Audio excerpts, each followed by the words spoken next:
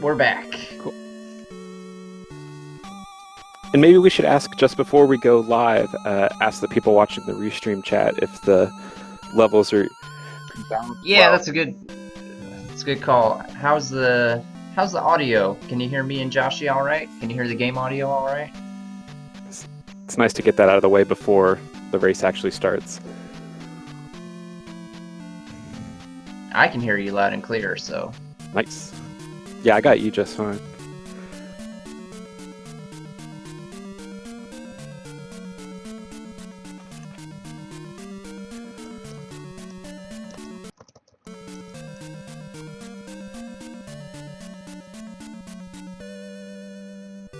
Audio sounds good. That's good. Ah, dude, we're doing great. Yep.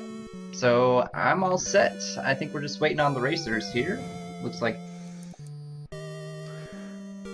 Pierpont looks so relaxed right now. he is a very chill dude, I have to say. He is not sweating it whatsoever.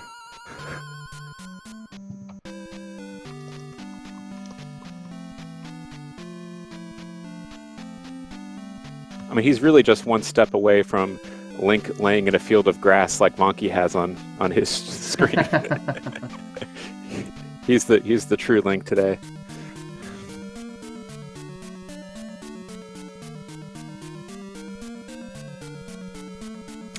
Oh, I made a mistake on my notes. On my notes, it says that Pierpont has 3 milkshakes in his profile picture. It is actually 4. I will update. Yeah, there's a fourth one back there. Let me update my notes. Got all the important information. We got the download on these players. I just gave the racers the go-ahead, so they're just loading up and should be ready to go.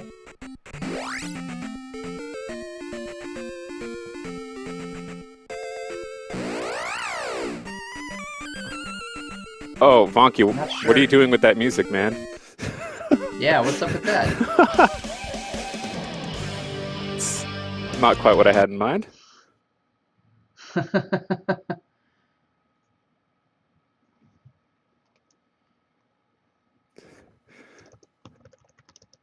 Vonkie's trolling us. Yeah. Well, maybe then Pierpont has clean audio, or No, Vonkie said he's gonna put it back once it starts. Okay. He's just messing with us. He knows that we're broadcasting. I'm gonna go grab a quick glass of water before we start here, and then I will be back in just a second. Alrighty.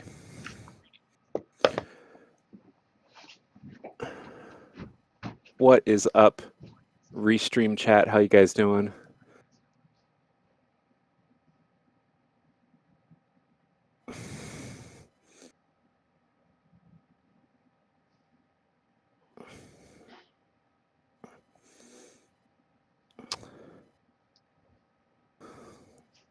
Actually, I'm gonna pop out this chat window right now, just so we have race chat. All right, I'm back. Vonkie's ready. Pierpont's ready. It looks like this race is getting ready to start here. I'm excited for this one.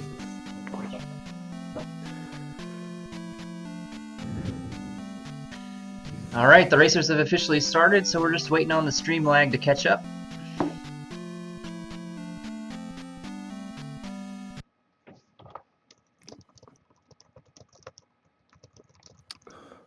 On, here they go.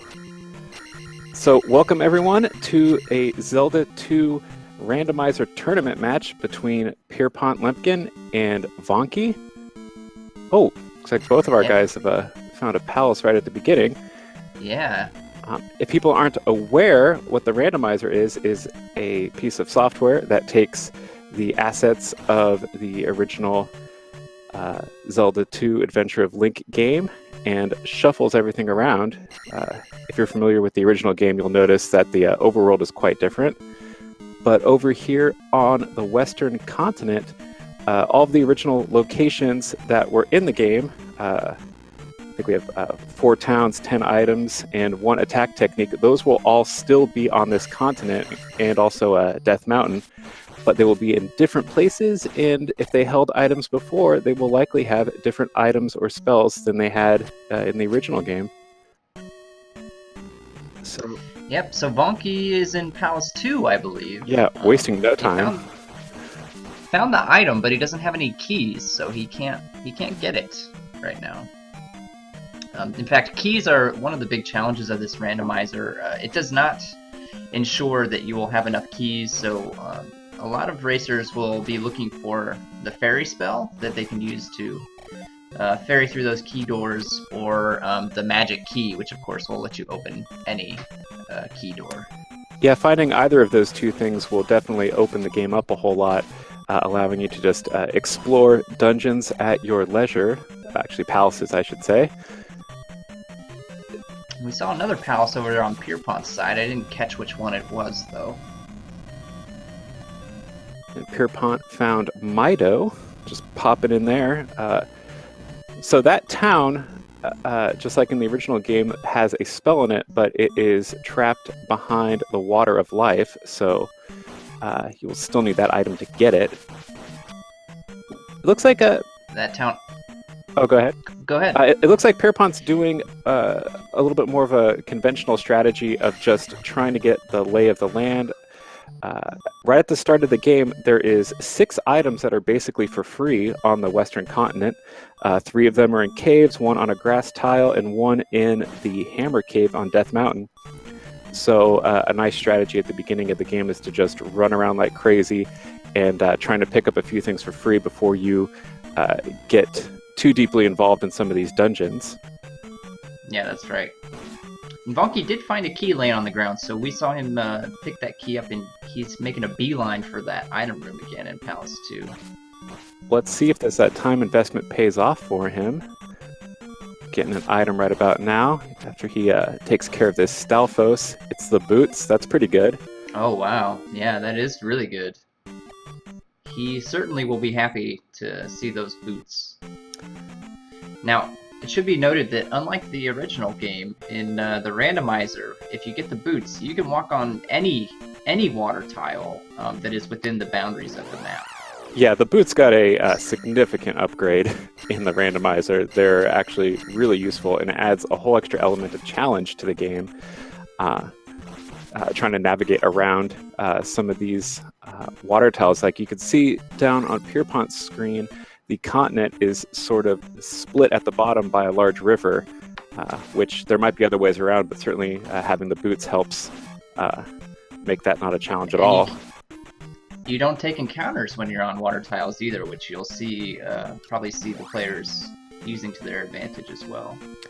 Yeah, the other way to avoid having to actually combat in an encounter is to go onto a road tile, but you'll still take about what they call half an encounter in the traditional Zelda 2 game. Like you still have to go into a fight screen even though there's no enemies there. So why do you think that it is in the original game that they decided that you could walk on some water tiles and not others? You know, I think it's just... I thought that was it's kind of a classic... well, it's classic now, but it's a Zelda convention where they give you items that look like they're really cool, but they're actually just glorified keys, stopping your progress and making sure that you've completed previous objectives. It looks like both of our players here are in the trophy cave. Mm-hmm. And they're going to pick up the medicine, the Water of Life. Water of Life. So they can go get the spell in Mido if they want to, although they might wait to go back there until they get Fairy or Jump, just so that they could pick up that downstab as well. Downstab being one of the most impressive attack techniques in the game. Really makes exploration in this game a lot easier when you go over to the eastern continent and you can just ride over a lot of the enemies that are they'll really do a lot of damage when you're in a life 2 situation like Pierpont is, or a life 1 situation like Vonkie is. Yeah, and we see 2 caves that are blocked by rocks on Pierpont's side. So those caves are likely going to have items in them. In fact, at least one of them has an item in it. The other one may or may not have an item in it as well. And unfortunately, I don't think we'll be able to find out until one of these players grabs the hammer. So even though the major items that you can pick up in this game are randomized, there are some limitations to that randomization. Dick Shake, I think you could explain. There's the glove can only be found in a certain number of places, for instance. Well, yeah, that's right. Well, it's easier to explain where the glove can't be found. Palace 3 and Palace 6 have rooms with blocks in them that can impede your progress if you don't have the glove. So the glove cannot be found in Palace 3 or Palace 6, but it is fair game to be found anywhere else. And then some other items have some restrictions as well, such as the spell items, the items that you need to get spells. So the Water of Life, the Trophy, and the Child, all must be found on the overworld. You will never find those in a palace. Looks like Vonkie is in Rauru. Yeah, Pierpont's right behind him. So this is one of the 2 spells on the Western continent that are just free spells that as soon as you find the town, you can just walk in and get it. The other looks like we have the life spell. I gotta tell you, I'd never mind finding that spell. I tend to get hit a whole lot in this game, so the life spell is really fantastic. Yeah, technically not required to beat the game, but still a very, very useful spell. So I take it that the higher level players probably would like to find the fairy spell or maybe one of the absolutely required spells first. I know that a player like you, Dig Shake, likes to skip a lot of the spells and items in the game that aren't strictly necessary when going for a really low time. Yeah, that's true. I mean, you really only need 2, usually 3 spells to beat the game. The fairy spell, while not strictly required, can be required and usually is. The thunder spell is required to defeat Thunderbird, of course, and the reflect spell is required for Karok. So if I have those 3 spells, I'm probably not getting any other spells. That's right. The time it takes to walk through the room, is I think it takes probably close to 30 seconds to walk in, grab the spell, and walk out. So maybe not that much, but it definitely is a chunk of time. And then did I see that we just got the shield spell? That's correct. Both players picking up that shield spell. Also not required, but it certainly will help. There's a lot of screens. So besides just randomizing the locations, there's also new enemy encounters in the palaces and just in the random encounters. Generally, a lot more enemies and a lot more difficult enemies than in the original game. So you can find yourself quickly in a room that will just kill you. Oh, we got the cross down on Pierpont's screen. Skipping that Daira, maybe not. No, he's going for it. That is not a required item, but if you get it really early, it can be helpful because there's a whole lot of invisible MOAs, especially on the Eastern continent, that will just drain your XP and a whole lot of life, and being able to see those is really helpful. Yeah, the cross is one of those items that you want to find early. The later in the game you find it, the less useful it is to you. But yeah, when someone's making the decision to go over to the Eastern continent kind of early, maybe with low levels, then that cross is really going to make that a much less dangerous proposition. And I think we found a good item on Vonkie's side. He's now picked up the raft. Yeah, that dude's probably going to head over to the Eastern continent pretty soon now. Because once you get over there on the Eastern continent, there are 4 items that are basically for free. 1 on the water tile, 1 on the desert tile, and 2 items on Maze Island. Another nice reason to go over there early is the abundance of 500 P bags that are over there. That's very true. Yeah, there's a whole lot of stuff just laying on the ground for free. Not entirely free, though, if you want to consider just how dangerous the encounters are over there compared to the West Coast.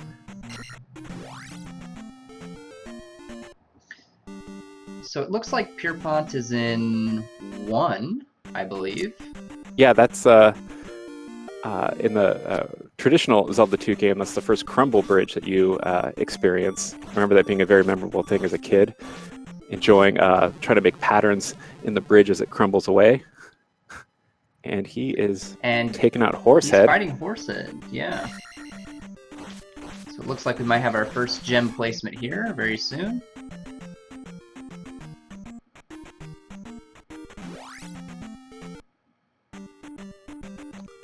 Interesting to see what he does with his levels here. He did that with attack 1, so... And he's just going to keep going. Yeah, so to explain...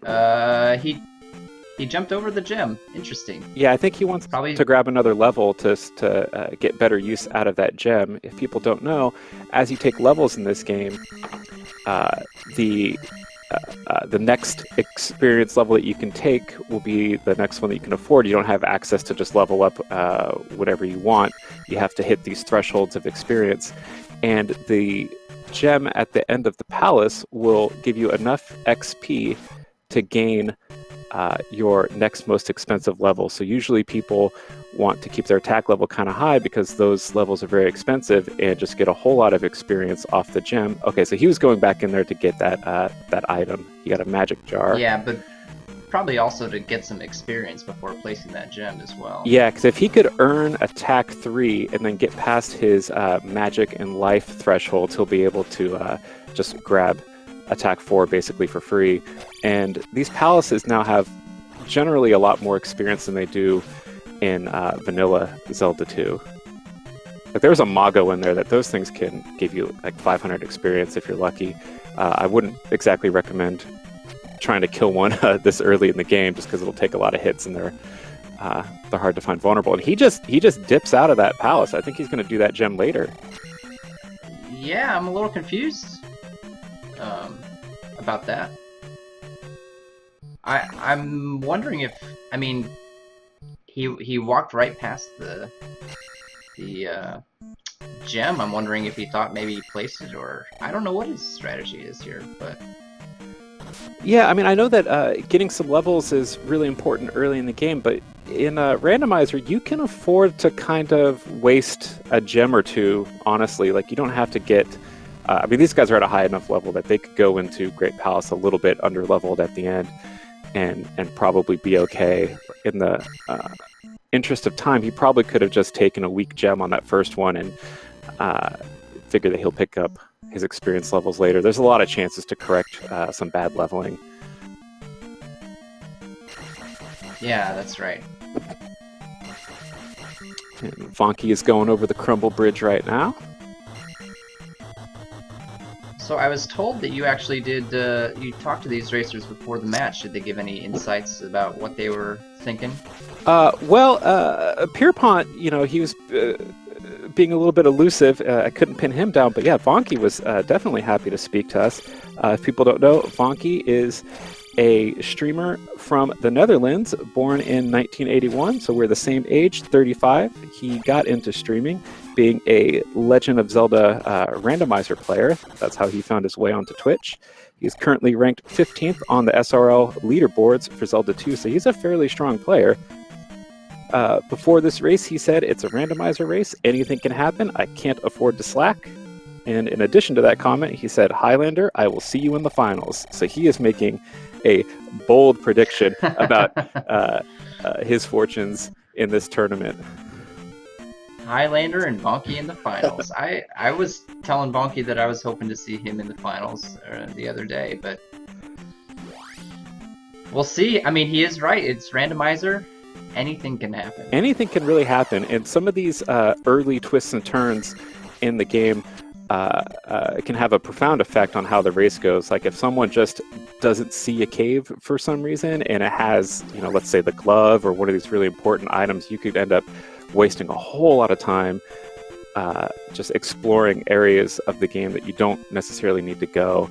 So even if people are relatively close in skill level, just simple decisions of what they choose to do first and what they find first in the early exploration can really make a big difference. We do know that Pierpont is a pretty strong player, even though he's ranked 34th on the leaderboards for Zelda 2 Randomizer compared to 15 from Vonkie.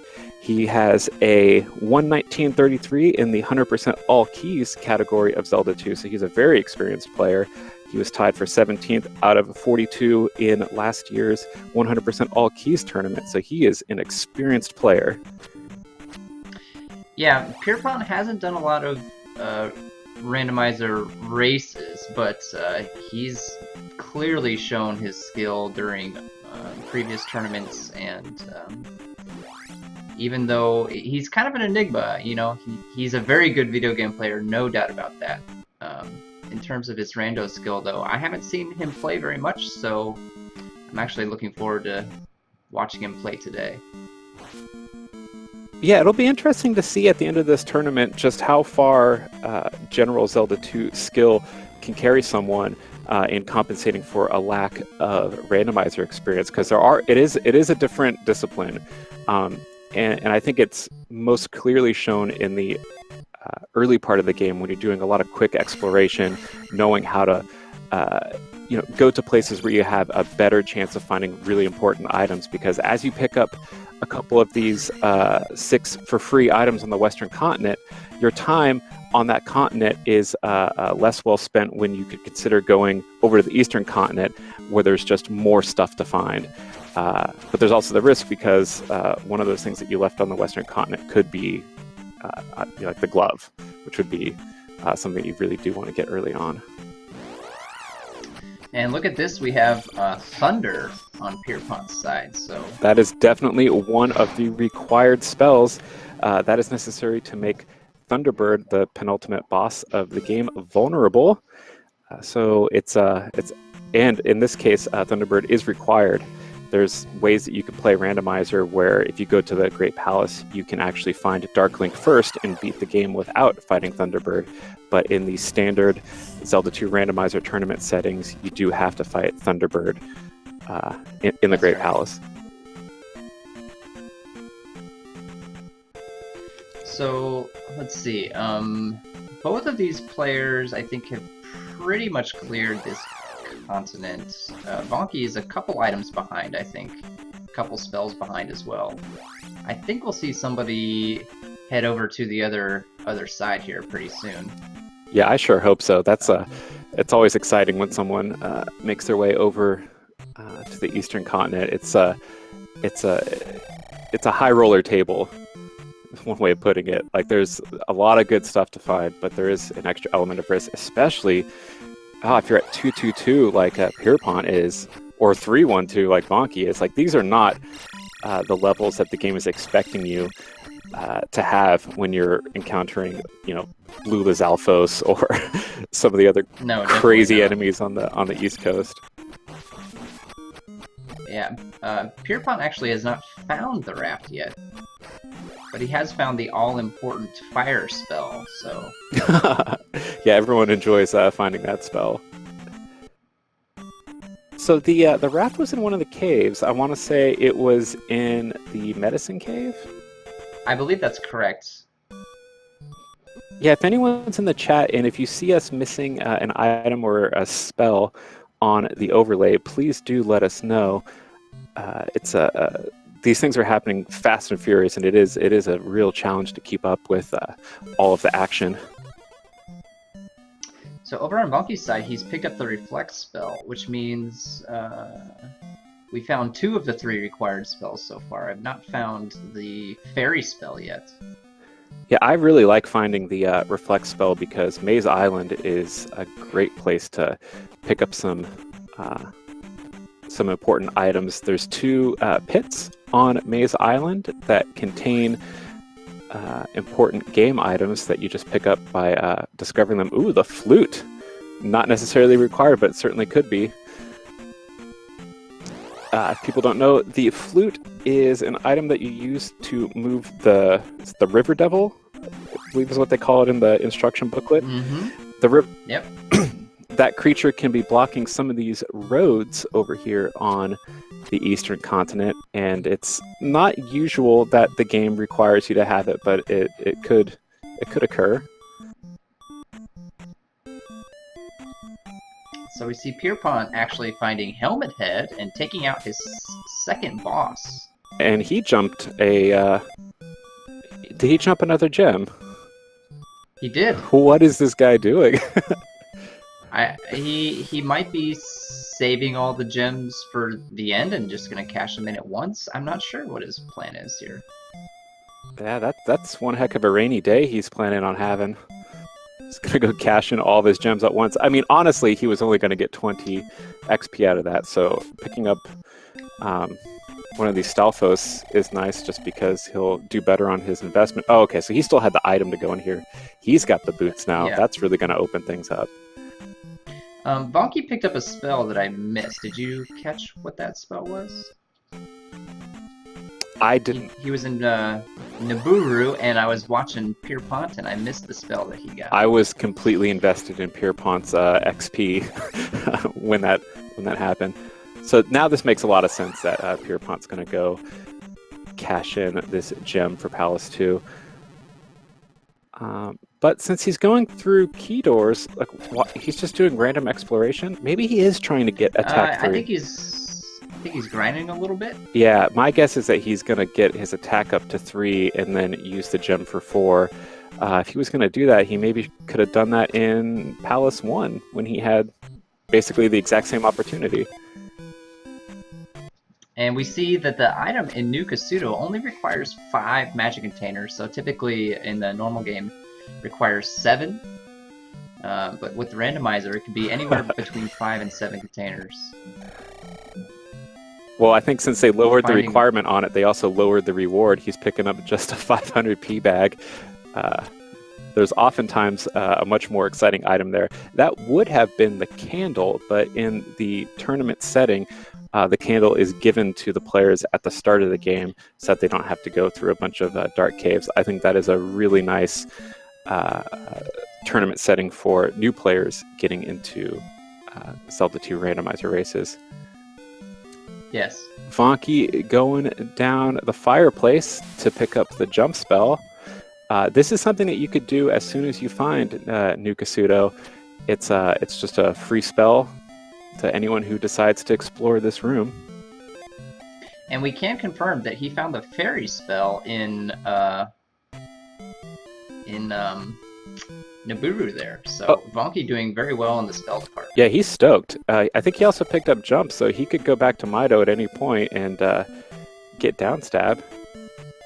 Now, did Pierpont place the gem? He's not in Palace 2 anymore. I don't know if he placed the gem or not. I think he decided to just go jump into some water pits here on this action screen. He must have, yeah. His experience is at 0, so he... But I don't see any levels. No, what? I don't think he did. I don't think he placed it. This is really interesting. I mean, I've got a 3-hour, 2-minute PB on Zelda 2 Randomizer, so I am no one to criticize. And I'm not being critical, but I also don't understand. He game overed. Yeah, dear. Being told he game overed. That's unfortunate.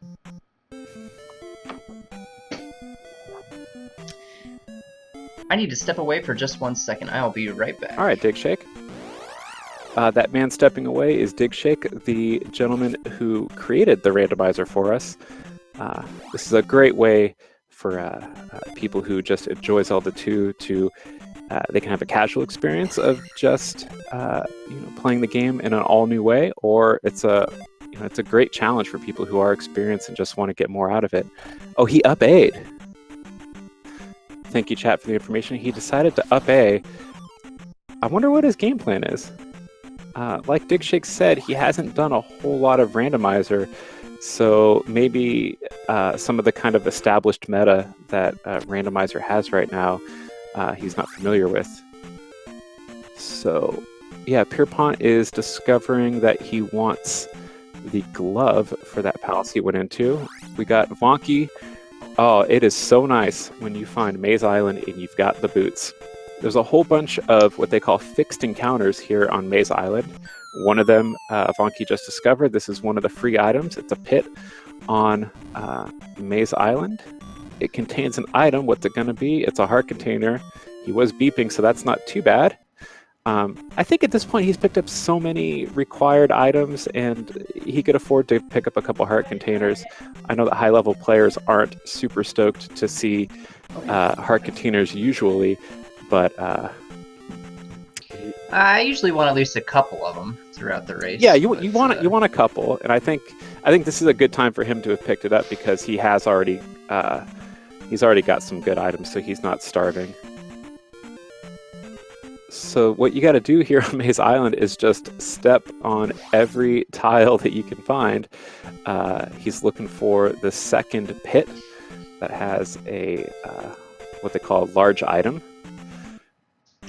Hopefully it'll. I mean, he's hoping it'll be the glove. That's really the only thing Vonkie is missing.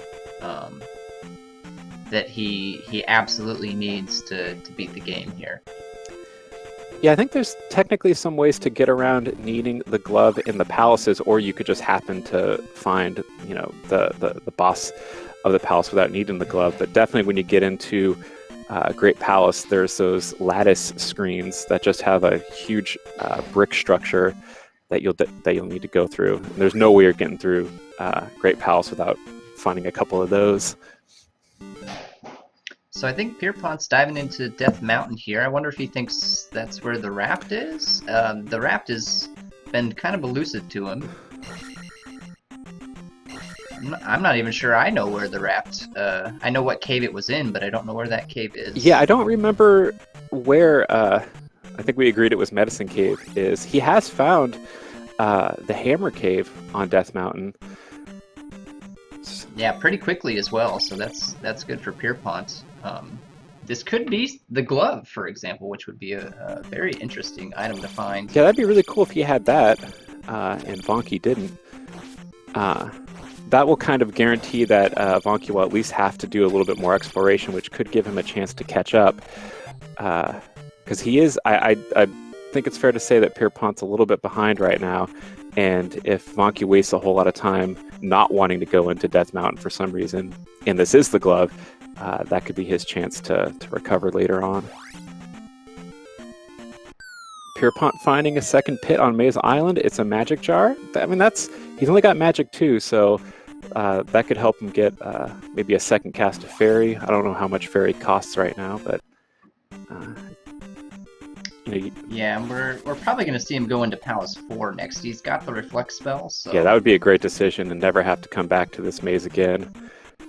Limiting the amount of backtracking that you have to do is smart in any video game, I suppose, but definitely here in the randomizer. This item in the Hammer Cave, very well guarded. Yeah. Oh my god, another red Dyra. Now, I have to assume that Pierpont has no trouble. Oh, that's the key. That will speed up palaces for him. Not having to mess around with fairy or hunting for keys. I think if he'd found that, I mean, it's always good to have, but yep, I don't think it's really gonna change the complexion of this race too much one way or another. Now he's got so much experience that he decided not to up A right there. Oh, it's a long walk out though. Yeah, but he wants that attack 3, and I can't really blame him. I don't blame him one bit, but he's already cleared out most of this dungeon.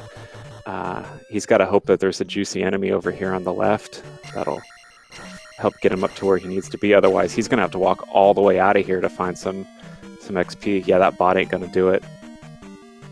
This is just a tough situation. You know, I think it is smart to not give up on that XP, but he's got a long way to go. Unfortunately, those bouncy cats are not worth 50 XP. I mean, they never are, but... No. Oh, and those bots, those bits, sorry, the red version. And we see Vonkie struggling with this... Oh, the worst room in the game. Yeah, this sucky room is just horrible for everyone. Well, he doesn't have downstab, so downstab just makes it even more difficult than it already is. Yeah, there's, I think, 3 of these in this palace. And I think that's right. Ordinarily, you could avoid it, but this is where, you know, Pierpont, when he gets there, he's not going to have to mess around with that screen at all. He's got the magic key, so the only reason to go through that awful, awful screen is to grab a key at the end. And a jar in some cases. Oh no, Pierpont, please don't die on this screen. He's got 1 life left, I think. Okay, so good. He's close. That orange Dyra might put him.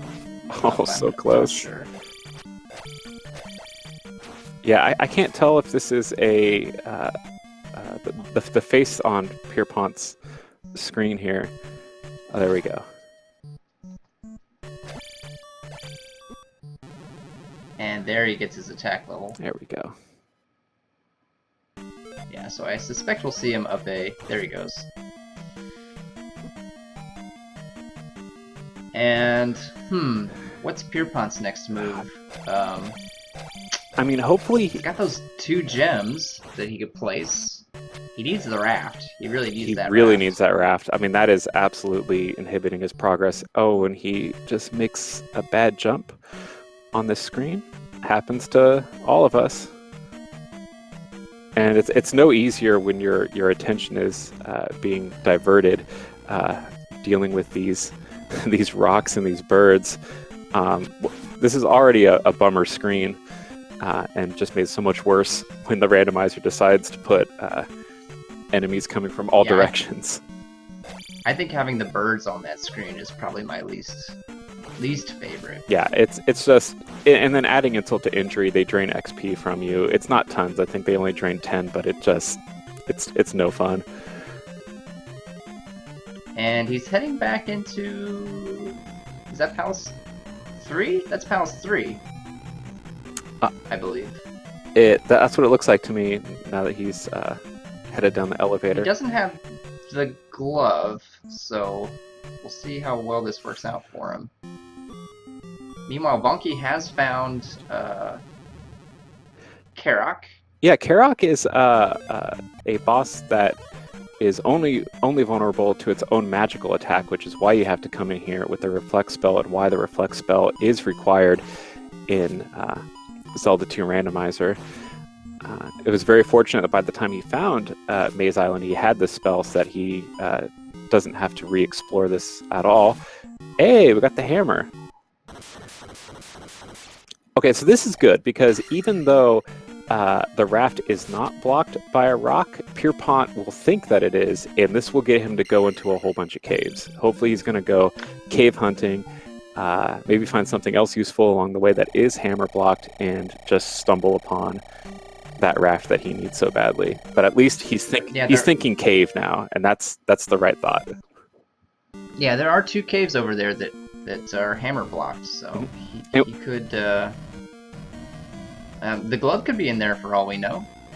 Yeah, and that would give him an edge. That would give him an edge, and he needs an edge right now. Vonkie, meanwhile, did clear Palace 4, but is going back in for the item, also hoping that it's this somewhat elusive glove.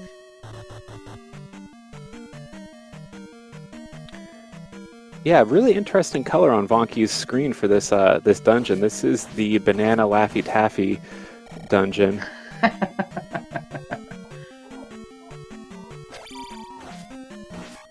One of the nice features in the randomizer is you can randomize, I think it always randomizes the palace cover, but you can also randomize your tunic color. Joshy, the timers aren't going. Oh, the timer's not going. Let me see if I can fix that, sorry. I forgot to start it, but I can change Yeah, this. we're at about 34 minutes 43 seconds according to Pierpont's timer. I'm gonna just start it at about 35. Yeah. Call that good. Nope. Laffy Taffy Palace has a magic jar. So I'm sure Vonkie's probably a little disappointed.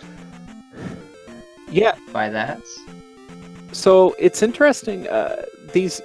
These racers may or may not know how the other is doing, and so when you spend extra time exploring a dungeon and finding an item that isn't crucial to beating the game, a player could feel like they've wasted time and start making decisions factoring in that wasted time. Vonkie, I don't think, knows that he's ahead right now, but he might. No, he does not. In fact, no, he might suspect that he's ahead, but it is strictly forbidden for the players to receive any information about the other racer.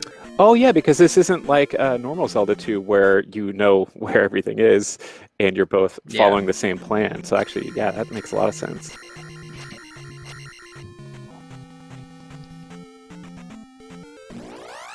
So Pierpont's in Death Mountain, presumably to get the rock that's in there, Dude, since he now has the hammer. but there's two hammer blocked caves as we've seen on the overworld. I think that like exploring the up to I think 45 entrances on Death Mountain is he could spend a lot of time doing this. The two hammer blocked caves are a bit more low hanging fruit. I know that's a term that you like to use. I think that might be a little bit more attractive. Honestly, if I find Death Mountain, and I'm not a high level player, but I'll do a cursory search of the caves that are immediately available. But I don't want to have to go through Death Mountain if I don't have to. The encounters are just No, definitely. it takes a lot of time. There's a lot of screens. They're kind of difficult. I think I would go explore everything else I could.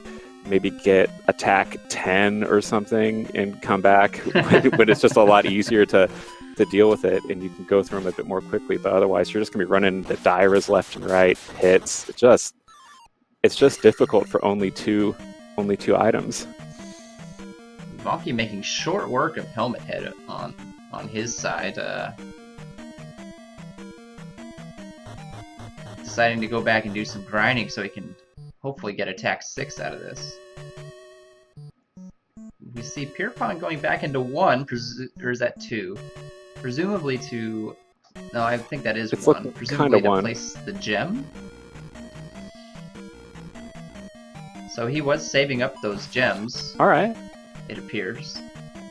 Yeah, so I mean, it's very efficient on if you're just looking at it from an XP perspective, but it's not efficient to go through a palace more times than you need to for time. So I think maybe I think he just has slightly different priorities than we're accustomed to seeing in this tournament so far. Well, that's kind of the thing you have to do with Randomizer, though, is you have to find the strategy that works well for you. Just because you see the pros doing something doesn't necessarily mean that's what you should be doing. Oh boy, do I know Everybody it. has to find their own play style and, figure out what works for them. Yeah, I'm absolutely not trying to be critical of Pierpont. I know that I play a lot more for safety. I end up taking a lot more life and magic levels than are necessary just to try to stay alive, because I know that my combat is not particularly strong. So it is good to trust your instincts. You also don't want to be dilly-dallying, just trying to decide on strategy. But And going back into Death Mountain really wants to find this rock. I mean, I'm interested to see what the rock has. I am as well. I suspect it's probably like a heart container, but who knows?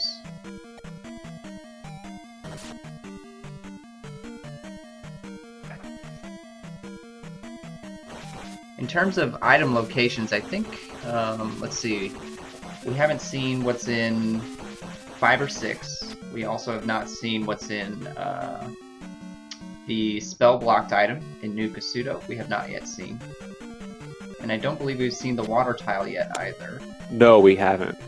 Did we see the desert tile? I thought someone picked up. Actually, I don't think that we did. It would have had to have been Vonkie, since Pierpont still does not have the raft. Yeah, I did have a checklist made so that we could keep track of all this stuff, but once two racers start going in different directions and finding all kinds of things at once, so it does become difficult to track. Flute was in the desert. That's right. Oh, that's right. That's right. Flute was in the desert. We did see that tile. We did see it. And we have seen the River Devil. I don't think he actually blew the flute, but I did spot him. The River Devil was not very intimidating. It looked like he could walk right around him. So. He's been demoted. And here we see Vonkie placing the gem as a fairy. I always like seeing Dude, that. I didn't even know you could do that. That is sick. Yep. If you, so I mean, one of the strats is to take the boss key and spend it somewhere else, like on the item, and then come back and ferry through. Yeah, I think that I wonder if people coming to this game from a traditional Zelda 2 background, I wonder if they're inclined to think outside the box in the way that you really do have to in Zelda 2 Randomizer, like using the fairy in creative ways, taking keys to places that they're really not intended for. There's just a whole lot of interesting strategies that this game requires to get around the challenges of the game being just shuffled around like crazy. Yeah, it is a different skill set. I mean, you look at people who are good at running Zelda 2, and typically they have not always fared particularly well at Randomizer, because that's not the skill set that they've been developing. They've been developing speedrun skills, which certainly help, but there's an added dimension to the Randomizer. Yeah, the combat certainly. The fellows who are speedrunning Zelda 2 Vanilla have found very effective ways of dealing with Dairas, for instance, boss strats. You see really, really good Barba fights out of them. But then there's just some of the crazy stuff, like one of the palaces has a whole bunch of pits that you fall into, and one of them you ferry backwards through to explore to the left, which is just kind of an insane thing to think of, going backwards through a palace like that, but you may have to. Yeah. All right, so we are getting the down stab. We are very excited about this.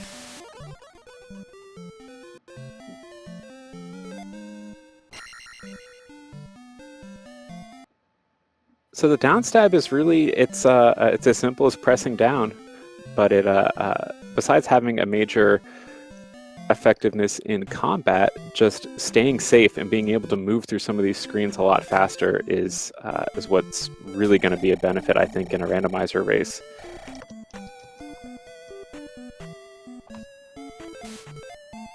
Someone in chat is saying speedrun equals recital, rando equals improv. Well, that's I would agree. Yeah, with I think that's an accurate way of putting it. There's a lot more improv. Now, of course, in a speed run, as soon as something goes wrong in your run, there is a lot of room for improv. And that's where the really effective speedrunners, especially people who do races in Zelda 2, where they're really strong, is knowing how to deal with like not getting the XP that you thought you were going to get, or taking an accidental death, and being able to change your route on the fly. So yeah, this is not to say that Zelda 2 speedrunning doesn't have improv, but this is basically all improv because you don't know where anything is. Oh, Vonkie not going into he picked up a thunder spell, so... Oh, he got the thunder spell? He did, yeah. So he's heading back to the other continent, presumably to look for the water tile, I would assume, or maybe try to find the spell.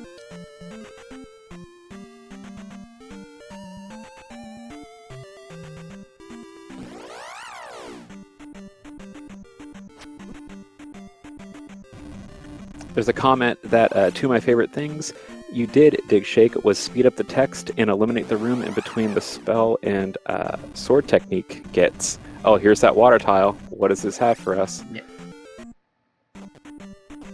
Thanks, Damage Done. So, or Damaged One. That is the kidnapped child. So if Vonkie wanted to, he could go to Darunia and cash that in for a spell. The spell acquisition triggers are still the same in Randomizer, so Darunia, you still use the kid at that location, but the spell will almost certainly be different. Now it's possible the child might be required. I believe it's blocking the spell, and the glove could be behind that, so it's possible that that's a necessary item.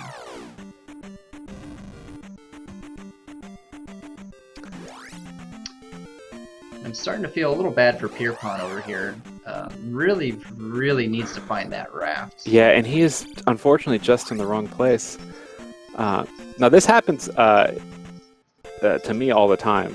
Like I said, I have a 3-hour, 2-minute PB where I will I'll just be missing something and not know where to go, and I'll just get it in my head that it's in one location. And clearly he's looking for the rock. Yeah, on Death Mountain. That's the only thing in which here. I have not seen the rock yet, actually. So yeah, we haven't even laid eyes on it, I don't think. But if you are new to Randomizer, I think one of the most important things you could do is make a list of all of the caves that have items on the Western continent to just make sure that you don't skip one of them. You don't remember going into Heart Cave when you didn't go into Heart Cave, and just being sure that you check those boxes off, because every once in a while they'll have a rock in front of them, but otherwise they're just free things, and you don't want to miss them. Free items at the beginning of the game are really important. Vonkie has found Darunia. Picking up a little bit of life here, or magic, sorry. Using those boots on Death Mountain. He gave one attempt at the Darunia super jump and is now just going to go over to the rooftops. Surprised we didn't see the new fairy trick there. Yeah, I did that for the first time the other day. It's really neat.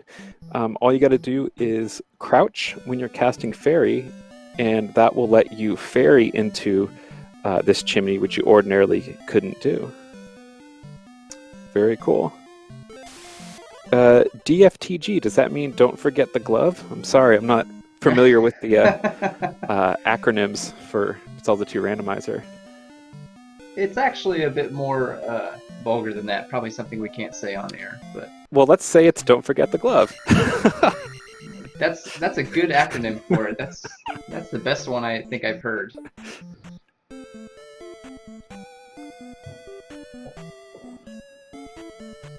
So someone in chat did mention some of the technical differences in the randomizer. Oh, what do we got here?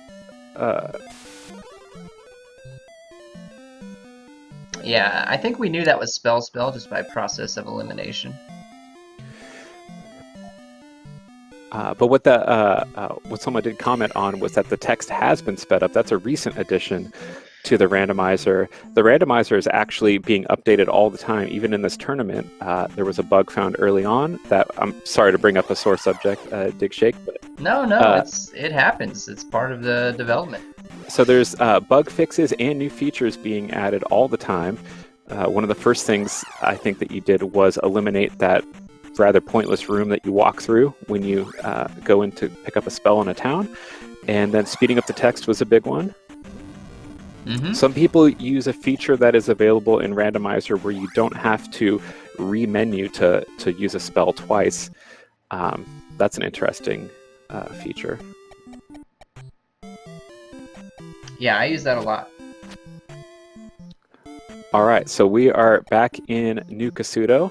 Some controversy over whether it's Casto or Kasuto. I know some people like to pronounce it differently. And he's gonna cast spell over here and see what this item is in the basement. Let's check this one out. Oh, Pierpont, do be careful on this screen. All these screens are just the worst. It's a heart. Not bad. Not the best. You're a little bit ahead of me, so I'm gonna reset these streams here real quick. All right. Hey, I'm speed running the restream. Just going as fast as I can. So Vonkie's timer for me is about to hit 50 minutes right about now. Yeah, you're like 4 seconds behind me, I think. Okay. Really not much. All right, so from that California internet that's better than what I got over here. I am in Petaluma, California. We were one of the test markets for the cable modem back in the 90s. Oh wow. That's an interesting fact.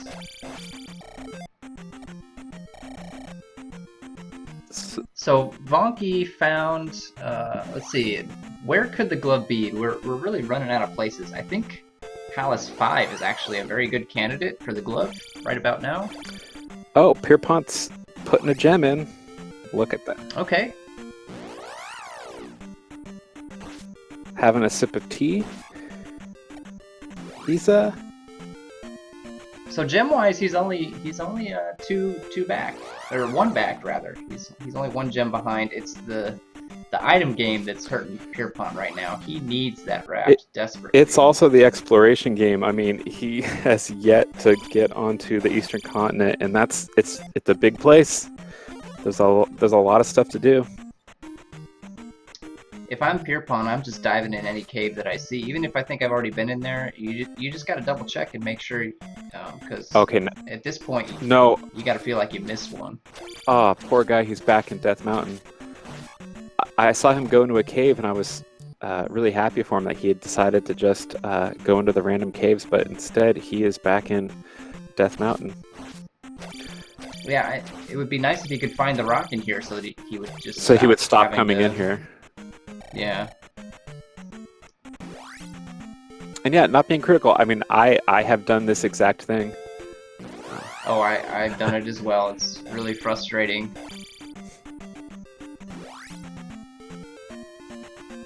Yeah, I think he just he doesn't remember how many free item caves there are. If people want to know, there is the Magic Cave, Trophy Cave, Medicine Cave, and the cave that usually has the heart. So that is 4 caves to find right at the beginning of the game. Now, Dig Shake, is one of them always guaranteed to be boulder blocked, or is that random? The number of boulders is random. It can be anywhere between 0 and 2. So. But is one item always blocked, or is that just, or is it? No, not necessarily. Okay. It's possible for them all to be accessible at the beginning of the game. Yeah, so potentially 4 absolutely free items to pick up out of those caves, and as we mentioned before, the grass tile. So it does pay to have a checklist. I think that I think that rock on Death Mountain's got to be down towards the southern part, because we've seen him explore a lot of Death Mountain, but I have not seen him get to the southern part yet. And you might be able to just take the boots and just walk right around. Now that's a whole new dimension of randomizer that I don't think someone who is, as Pierpont is very, very experienced in traditional Zelda 2, but probably isn't even thinking about walking out onto the water. Like, I don't... Well, I think he thought about it. He did? But then just decided to go in the cave instead. Oh, look at Vonkie. He's just given a little action to that river devil. It's funny. I mean, probably slightly... Oh, and here, he found it. He found the rock. Oh, what was it? And it's a magic container. Yeah, I saw him laughing, so I was guessing that it was something he didn't really need. Yeah, Vonkie maybe slightly faster to toot the horn there instead of walking around.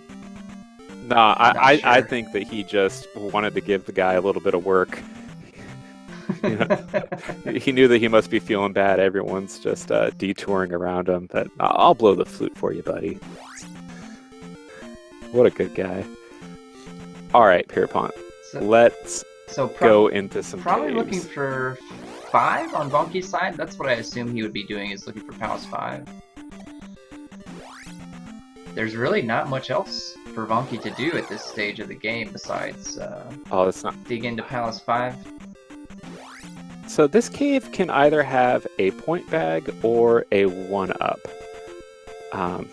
Either one is not critical to Pierpont's progression.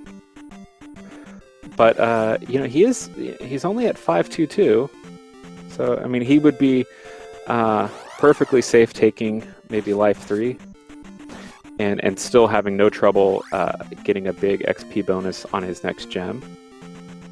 I don't think that that's going to change things one way or another. As we said earlier, the palaces are just overflowing with XP, usually.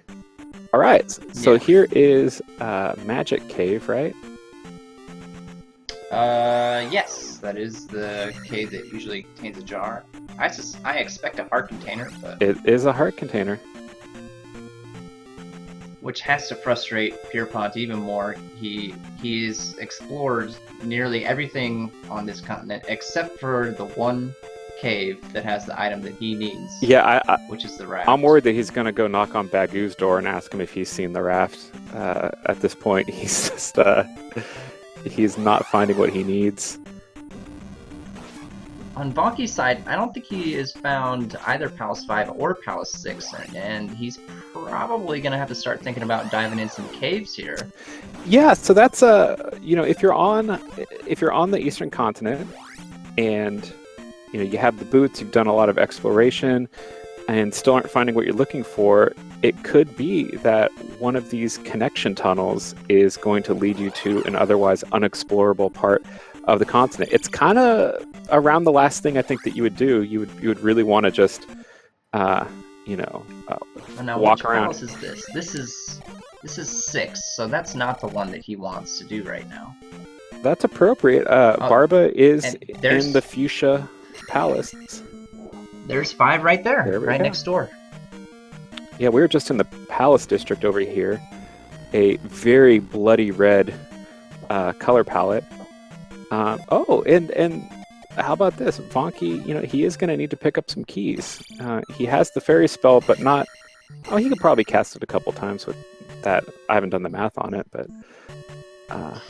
Yeah, usually spending jump to get a key is going to be a bit faster than... costs less magic than casting fairy wood, so... It does save you magic, but does not really save you any time. Pierpont, I think, is just confused. Yeah. I feel really bad for him. Needs to re-explore all possible caves.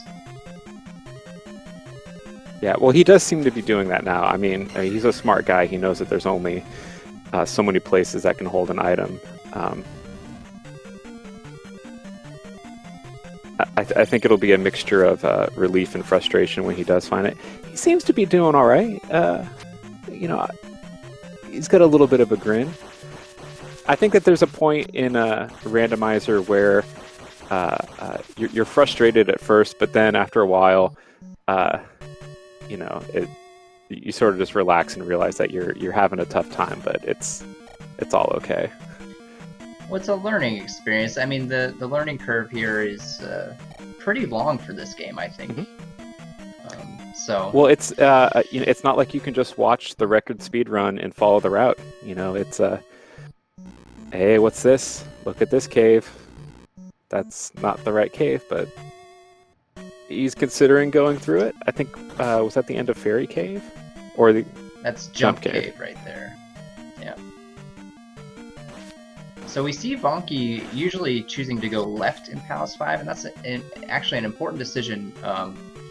In Palaces 1, 2, and 5, you have to enter the item room headed towards the left. So by seeing Vonkie going left here, that means he is looking for the item. If he was looking for the boss, he would be going to the right. Well, you bring up a very important thing, Dig Shake, that when these palaces are randomized, this is Heart Cave, I think, so he doesn't need to be in here, Pierpont. The palaces, a boss room will always be a right exit to enter. It can't flip that around. So you are guaranteed to know the directions of certain rooms. And likewise, in the dungeons, the palaces that have items on the left, you will always have to access them from that direction. So a lot of these dungeons, you just go right until you're proven that you have to go left. Yes. And it's a very important thing, I think, when people are starting out. Like, make a note of that, of the directions of these item locations. Otherwise, you'll find yourself just exploring in the completely wrong parts of a palace. Yeah, it usually is necessary to go the quote-unquote wrong direction, at least a little bit, in these palaces. You got to take some twists and turns to get there. Mm-hmm.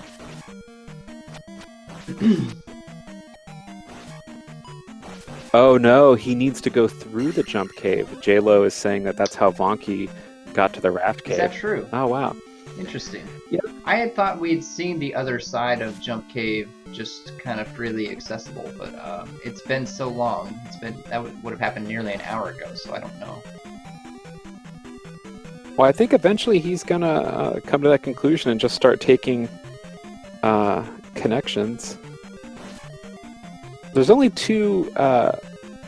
There's a few connecting tunnels on the western continent. There are 3 connecting caves. There's the Jump Cave, Fairy Cave, and then the Parappa Cave. Yeah, the little short one. And then there's also Lifetown, which if you get Bagu's note or have the fairy spell, will take you to the other side of that bridge there. Yeah, that's a crazy one that people who are just starting Randomizer, the way that Saria works is that it has 2 connections, and so sometimes you have to go reverse through Saria to get into Saria proper, and then exit that way and find your way into another part of the continent. So we did see him go through the short cave. Okay. So he's ruled that one out. Depending on which end of Fairy Cave he finds, he won't be able to do that right now because he does not have the fairy spell. So he could go backwards through Fairy Cave, but he could not go forwards. And the same's actually true of the Jump Cave. He could go backwards through Jump Cave, but he could not go forwards through Jump Cave.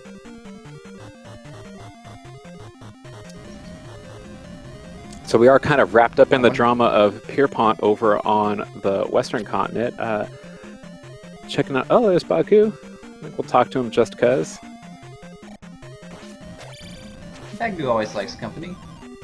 Yeah, he's a loner. I imagine he doesn't get a whole lot of visitors. Ooh, we are going through the secret wall, greeted by a blue iron knuckle, casting all kinds of spells. Don't blame him. I hate these guys. Poor Pierpont is I think just unsure of what to do next.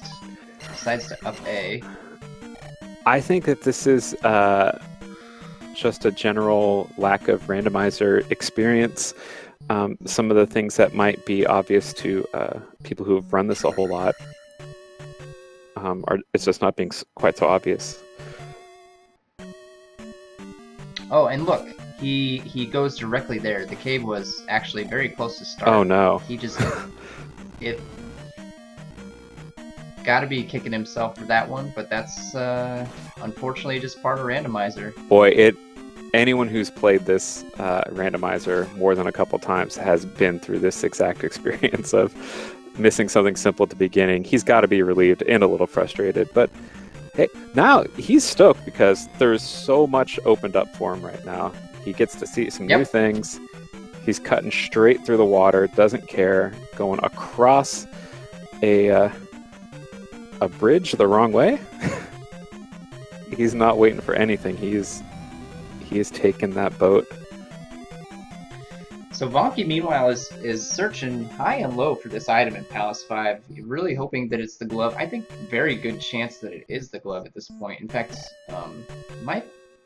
we might have confirmed that because we found, I think, every other item except for the one in Palace 6, which can't be the glove. So I think there is a 100% chance that the glove is in Palace 5 at this point. Well, Dick Shake, as the man who built the randomizer, I will take your word for it. Yeah, so I know that in races, a lot of times when someone has a significant lead, the commentators like to say, it's not over yet. There's still a whole lot of race to go.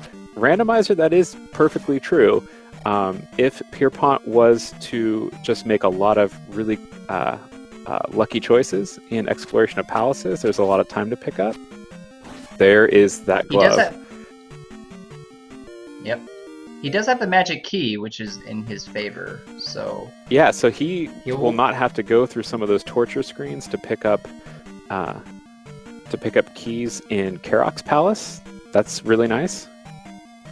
Yeah, in general, he should be able to move through the palaces faster than Vonkie has been able to, but Vonkie does have a pretty sizable lead here at this point. Yeah, I mean, we would be dishonest if we didn't say that. He does have a pretty big lead right now. Is this the reflect spell? So interesting, Vonkie took a game over, decided not to clear 5.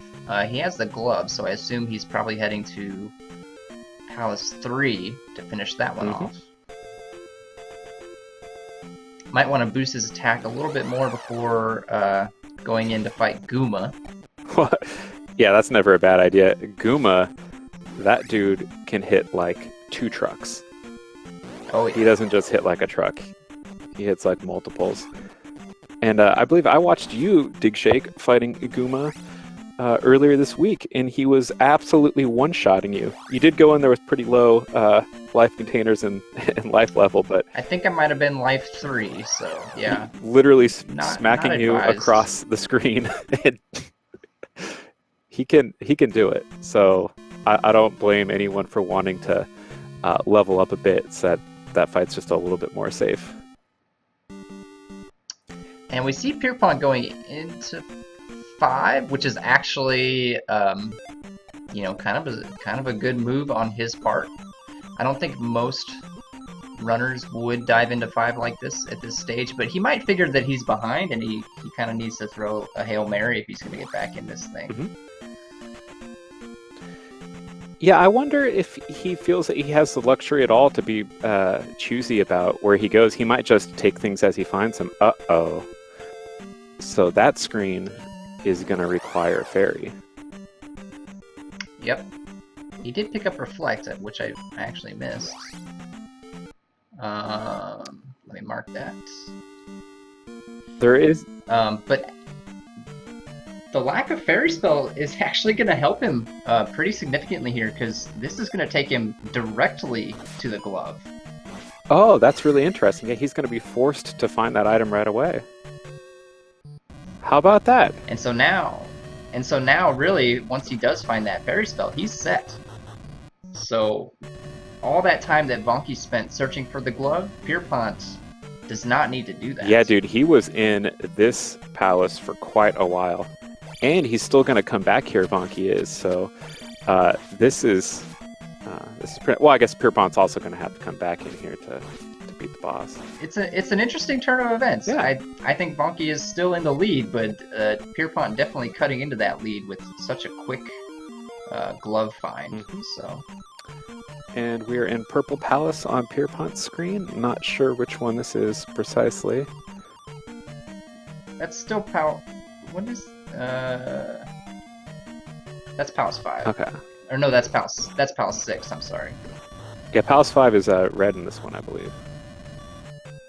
Yeah, J-Lo with probably the most accurate observation that GP can still be a major troll. GP has been known to troll from time to time. That is true. And I think that one of the ways it really can troll is some of these rare great palaces will you'll be required to go left, you know, even early on, and the kind of standard meta is to go right for as long as you can until you're forced to make a left. And if he decided to go left and that was the faster way, that would be one way to pick up a lot of time. Things like that can definitely happen. Absolutely. You know, a pit or no pit definitely changes the complexion of a race when you're in a great palace. So it's very exciting that like there is, you know, it's maybe more true than in some other games that, you know, there's still a lot of race left to go and anything can happen. So picking up the jump spell, still not finding that fairy spell, which I believe was actually in Nibiru, I want to say, is where the fairy spell was found. Nibiru is otherwise known as Firetown because in the vanilla Zelda 2, that is the spell where you can pick up, or that's the town where you can pick up the fire spell by giving water to a thirsty woman. So we saw him up A there. I believe we're going to see him go pick up Downstab and then perhaps head over to Palace 3. He did pick up the jump spell. So that up A tells me he's probably thinking Downstab, and we'll see where he goes after that.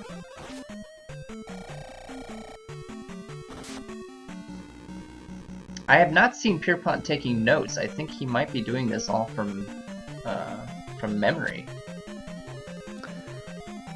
I'm also not sure if Vonkie takes notes or not. I think he does, Vonkie, write a couple things down. Yeah, I think that he has mentioned that before, that he does take some notes. It's a pretty good strategy. Especially for new players, yeah, highly recommended to write some stuff down until you get the hang of what you're looking for. Yeah, I think I would be disgusted if I knew exactly how much time I spent looking for a town that I'd already been in because I didn't remember where it was. Pierpont. And getting the downstab. There goes Rebenak on Vonkie's side. Yeah, Rebo didn't stand a chance there. He got wrecked.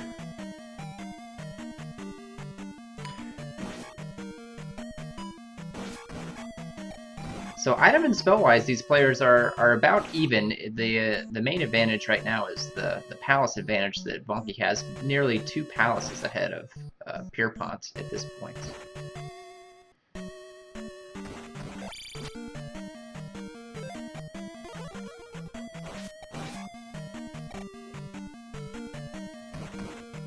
Alright, so Pierpont is in... This could possibly be the same palace? There's Yeah, it's palace 3. Yeah, the colors are slightly different, but I think that's just because of their output. But these are both they're both in the same joint. Pierpont, I believe, is playing on an EverDrive, whereas Vonkie is playing on an emulator, so you can see his colors are a little bright. Yeah, there is that clarity.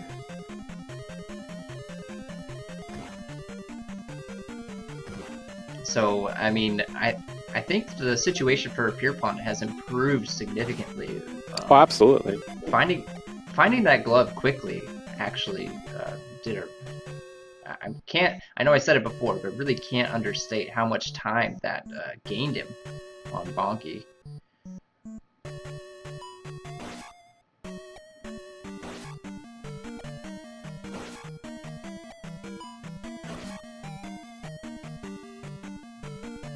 Alright, so Vonkie going to put a gem in, clearing this palace out. What's he going to get? He's not going to get a ton of XP off this. I don't think that's the biggest of his concerns, but... I don't think that's an attack level. I really don't. It's definitely not. Pierpont also finding Rebo, so not far behind. Yeah. Oh, this fight... Oh boy, okay, there we go. I was nervous for just a moment for Pierpont, although he is going to have to go grind a little bit. Is he? Oh yeah, Rebo giving a very small amount of XP. Yeah, so in the randomizer, there's fixed experience amounts that a boss can give.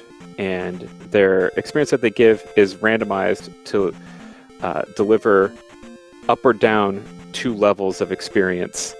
I mean, maybe you could explain it a little bit better than I can, Dig Shake, but it is randomized.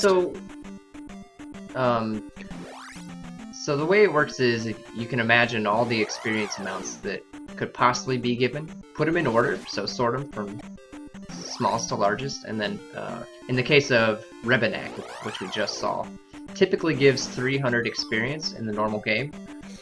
He can either go up 2 levels of experience, so that would be up to, I believe, 700, so it could be 500 or 700. Or he can go down 2 levels, which would go, I believe, to 200 and then 150. So the fact we saw 150 means that's actually the smallest amount of experience that Rebenak can distribute. Unfortunately for these players.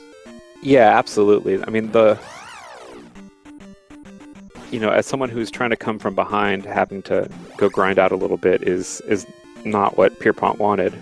It doesn't look like it's going to cost him too much time, but I think that something that players can do to just peel a bunch of time off of their runs is to, kill a couple extra things on the way in. Just to avoid having to backtrack, because when you backtrack, you're going through rooms that you've already killed everything in, so you have to go even farther usually to find fresh territory for new kills. And even though killing a couple extra guys on your way in is technically not as efficient as you would like, it can actually pay off a whole lot. Well, and we see chat talking too about, you know, do you have to go back to grinds? You know, the answer is usually no, you don't. But depending on how comfortable you feel, you know, your skill level, having those attack levels can make a big difference, especially at the end of the game. You will see some of the top players just plowing ahead. In fact, my race this morning, I think I burned 2 gems.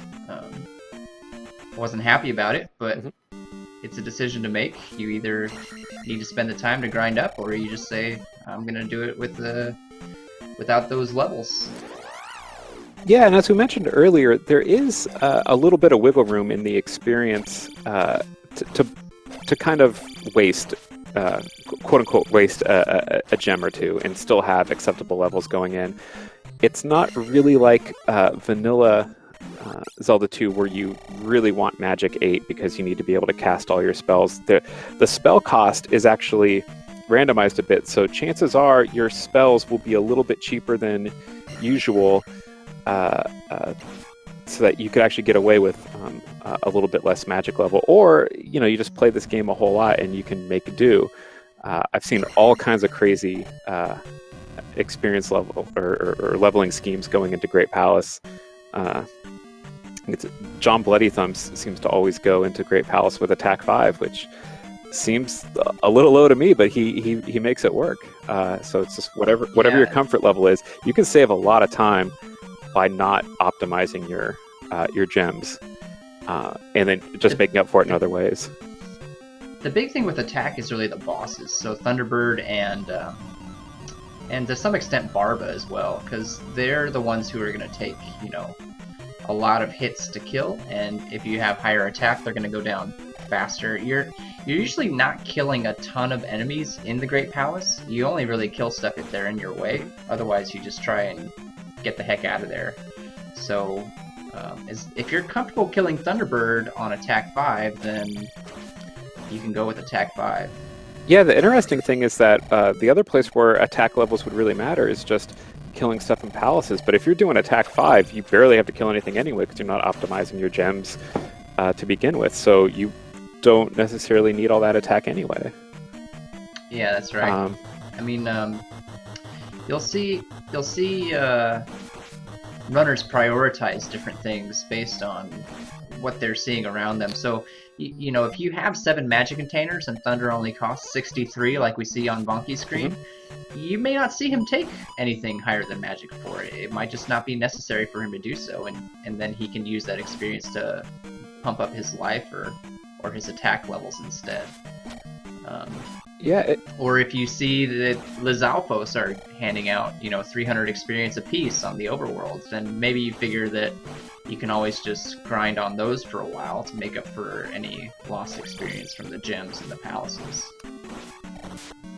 Yeah, and further on that point is Thunder is actually a spell that people use offensively all over the place in Randomizer.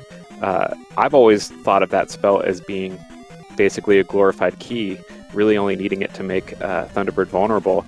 But people are using it in Randomizer a lot to kind of compensate for having a low attack level and getting rid of some of these more difficult enemies, or just grinding super fast on scorpions or these other enemies that, because of the randomization, are just dropping tons of XP. If you blast them a couple times with Thunder, just take a whole bunch of levels, and that might be a reason why someone would want a little bit more magic, is to give him an extra cap. Now look at this on Pierpont's side. He finds Karok, and he has barely enough magic to cast Reflect. It took his entire magic bar, every last MP that he had to cast that spell. Look at that. Oh, and he gets a fat bonus off of this gem with no extra grinding. That's got to make him happy. Yeah, he cleared that palace very quickly, and you can see the gem counts are actually even now for these two players. So, just like that, this race is looking a lot closer than it did a little bit ago. Yeah, I'm sitting straight up. I am really excited about this race now. And you can see Pierpont does not have to find the items on this maze island, so that's going to save him a bunch of time. Really, only thing he would like to have is the fairy spell. You can't even get into Palace 5 without it, so really needs to find Nibiru and grab that fairy spell. Yeah, being a Vonkie. Oh wait, we have this. Go ahead. Oh no, we have this Goomba fight. Let's watch this. This Yeah. is the more interesting thing at the moment. Oh, getting hit in the back there. He's queuing up life. He took that. Yeah, you can see Goomba hitting like a truck on life 3. That is just... This is a very dangerous thing, and he's only at attack 5. Goomba's health is not going down very quickly. It looks like it's taking 2 hits to go down 1 tick on that health bar, so he's got 6 more hits to go. He's in a really good rhythm right now. I think he's going to make it. Oh, just as I say that, he takes some down stabs off the helmet, and please, oh no! Okay, oh, he had 1 more cast of life. Oh, we got this. Get out of here, Goomba. Oof, keeping it exciting. Yeah. Keeping us on the edge of our seat there Yeah, for that one. That was an exciting fight. Thank you, Vonkie, for that. He took a swing at that dragon head right there. I don't know if you thought that would give a jar. Maybe it did give a jar earlier. It looks like the screen that normally gives a jar. Yeah, there are a few of those rooms in Palace 5, but only one of them gives a jar. He needs to be careful. He's on his last life, so if he game overs all that experience he's got... Nah, he's making the right choice. He's going to eat this gem and play it safe. Well, it's kind of unfortunate for Vonkie, because his attack level is pretty low, so, and it's not going to get helped by this situation either, I don't think, so... No, definitely not. Oh, no, he does get attack 6 out of it. No, he's taken... No, he's... Did he skip attack 6? He did? Yeah, he did, and he took just a whole bunch of life levels. Interesting strategy. Maybe Vonkie's one of those people that feels comfortable at attack 5. Yeah, he doesn't have a webcam on, so I can't tell how much he's sweating it. Oh my god, my favorite enemy, the Doom Knocker. Oh, but look at this. Using the reflex strats against the Doom Knockers, I like seeing that. Yeah, King Doll was advising me about that if you're fighting Red Dairas or Doom Knockers, the reflex spell will allow you to block those heavy projectiles, really making those fights trivial if you can afford to do that. But, maybe it's a little bit of residual from vanilla Zelda 2. You find the Doom Knockers, those blue guys who throw the boomerang hammers, you find them in Palace 3, which is just too damn early to be dealing with enemies that have that much HP and deal that much damage. Oh, and here's where Pierpont's going to make up tons of time. Vonkie doesn't have the key, and so he's going to be just wasting all kinds of time in a humongous palace with a gorgeous fuchsia color that he's going to be enjoying. Does get a jar drop there, which that helps is him out. He looks cast like fairy. he looks like he can cast it twice on a full bar of magic. Pierpont finding the fairy spell, so he is not far behind. He just needs to clear 5 and 6. Yeah, he really needed Vonkie to have a little bit worse luck finding that extra magic. But this is where that lead could really disappear, and having the magic key is going to be a big help. That extra exploration may actually pay off, but Yeah, it very well could. Boy, Vonkie is dealing with this gray iron knuckle. This room appears in several palaces, and for whatever reason, it does not have blue in the palette. So we get all the blue enemies are going to be gray enemies when they appear in that room. And this room sucks. You've got 2 diagonal projectiles coming out of these dragon heads and a frickin' Doom Knocker. And then here is a blue iron knuckle. Wow. Just keeps getting worse and worse. 2 iron knuckles. Okay, he's out of here. Oh man. Meanwhile, we see Pierpont making a beeline for those 2 palaces, so I think we still got ourselves a race We here. absolutely do. Oh, Vonkie, he's heading into Barba's palace as well. I think it's... Yeah, Vonkie is still a whole palace ahead of Pierpont's, but with Pierpont's magic key, that could prove to be the difference maker.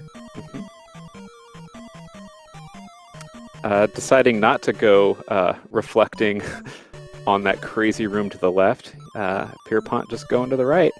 And he's going to be able to take any path he wants because of that key of his. So, good for him. He's also got a much better attack level than Vonkie does, so... He does. His life is not so hot, though. He's getting hit pretty hard.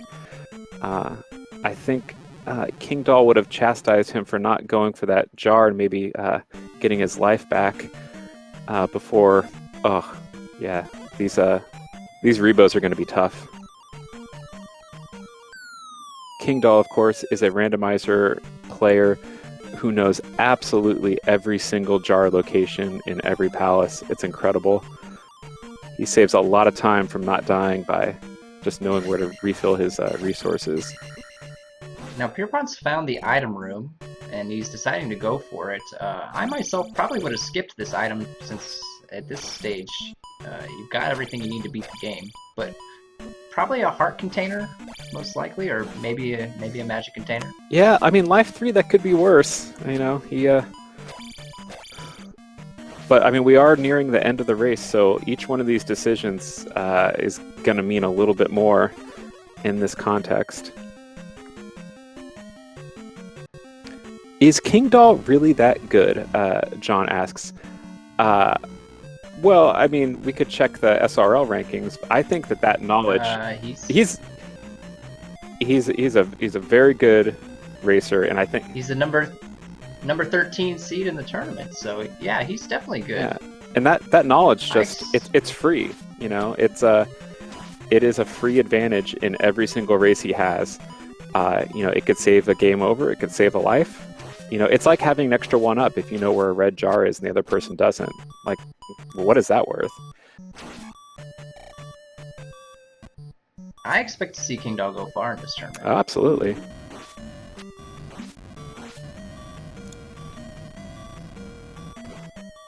Ooh, we get a little bit of a jackhammer on that Iron Knuckle down on Pierpont's screen. He's cruising through.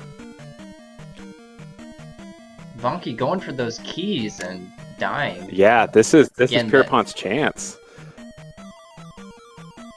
Yeah, those screens where you have to dig out the key, man, they suck. They're a waste of time. They often can have dog heads or doom rattlers or anything in there. It's just a whole lot of stuff that you really wouldn't choose to deal with if you don't have to. Looks like we found a loop on Pierpont's side. He made it back to the beginning somehow, and is now going to see if he can find a different path to take. Alright, so we get an up A. He's going to get his lives back. Oh, here's Barba. Oh. Barb, appropriately, in a pink bedroom. Pierpont taking a surprising up A there. Did he not have enough magic to cast Fairy, I guess? I'm not sure. I didn't see that. I was wondering if he had maybe already taken some of those paths and just thought that he needed to make a different turn earlier in the dungeon, but it makes more sense that maybe he didn't have the magic. Yeah, I think he didn't have enough magic to cast Fairy, and that's why he up-A'd. He is only at magic 2, so Fairy... Yeah, that costs most of his magic bar right now.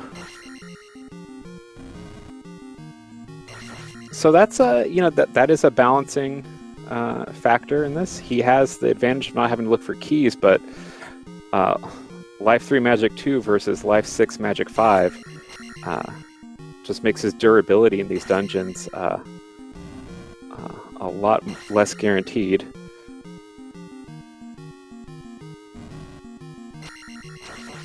I mean, it's just so easy to get hit in this game. It's easy to get hit in vanilla. It's so much easier to get hit in these crazy rooms. see him finding a dead end and probably going to up A again. Yeah, that's what I would have done. And you could see the disadvantage of having attack 5 on this Barba fight. It took much longer than he normally would. Yeah, a lot of cycles on that Barba fight. He wasn't using the really fancy strats. He was playing it pretty safe. I don't know what his life count is. Maybe that was intentional. That he just wanted to take it nice and slow. See what he does here. You can see him. And he decides to take the magic level, so it looks like he's heading to Great Palace with 5-6-6 leveling. Yeah, well, like you said, once you get into Great Palace, you've probably stopped killing things. And you're really just going to have to deal with Thunderbird. Dark Link will take the same amount of hits no matter what level you have going in there, but that Thunderbird fight... I'm sure he wishes, though, that he did have a couple extra attack levels. I mean, he'll be fine. I know Vonkie, he's a good player. I think he's certainly capable of clearing one of these with attack 5, but even I, usually attack 6 is my bare minimum for Thunderbird Great Palace. So. Well, here's another Barba fight, and there's those fancy strats. I think Vonkie having no trouble with a 2 cycle versus an 8 cycle. I mean, that might be too much, but Vonkie definitely had a extended cut. Yeah. So Pierpont's 1 palace behind. Unfortunately for him, it's Palace 5, which is just a very large maze of a palace. But Great Palace can be very trolly, as we've discussed, and Pierpont has made up a ton of time, and so... Whoa, attack 8. I wouldn't rule him out just yet. Pierpont took attack 8. Wow.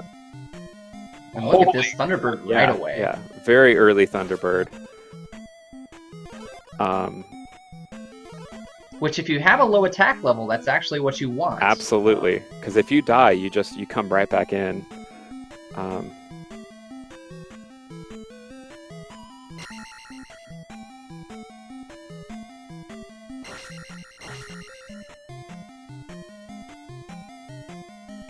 Yeah. No. So really, for Pierpont to have any shot at this, he's gonna need to get pretty lucky in this palace and find Guma sooner rather than later.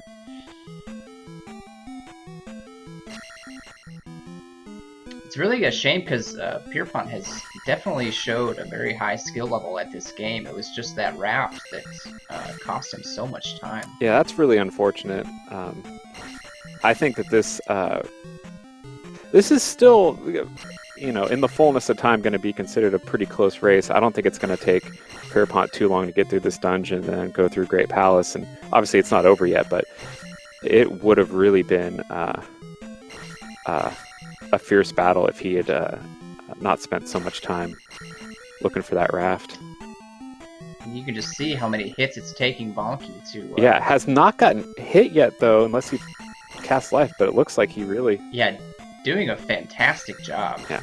So... That is a man who is comfortable fighting and Thunderbird. Look at that. Perfect Thunderbird fight. Not a single scratch on him. Well done. Yeah, and we're over fantastic here job. wondering about his attack 5. Yeah, exactly. That's the last time I'll ever question Vonkie with attack 5.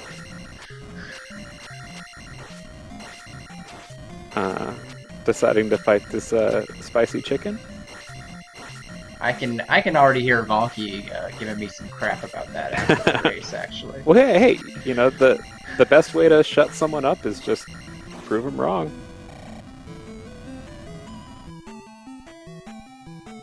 He showed us exactly how it's done. Those spicy chickens, they're just tough enemies. Even the best players, you see them, oftentimes taking a whole lot of hits from them. I think if you get the right momentum and a nice gap, you can downstab your way across them. But otherwise, yeah, usually just hitting them a bunch of times to try to force them out of your way. They take a lot of hits, especially at attack 5. I don't like them at all. Deciding to take this drop room. Let's see, there are 4 drop rooms in the Great Palace, and they always make players a little nervous because you never know if they're going to take you closer to where you're going or farther away, perhaps. A good rule of thumb, though, is to actually track the landing rooms. So pay attention to where and look at that, Vonkie's all the way back at the beginning. There we go. So oh yeah, he's even looped him back. He's in his own chat going LOL loop.